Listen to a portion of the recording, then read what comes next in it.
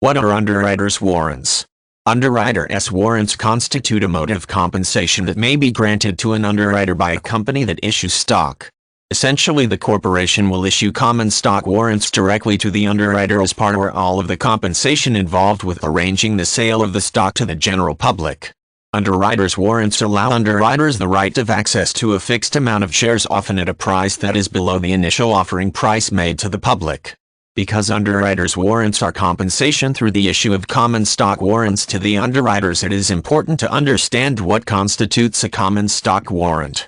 Essentially, a warrant of this type provides the holder of the warrant the right to purchase shares of common stock that are issued by a given corporation. While terms and conditions may vary slightly based on laws governing financial transactions in the jurisdiction of origin, the common stock warrant normally provides some degree of protection to the warrant holder in regard to the right to purchase shares and the unit price per share that will apply. The issue of underwriters' warrants as part of the compensation package to the underwriter is a common practice and one that can ultimately prove lucrative for the underwriter.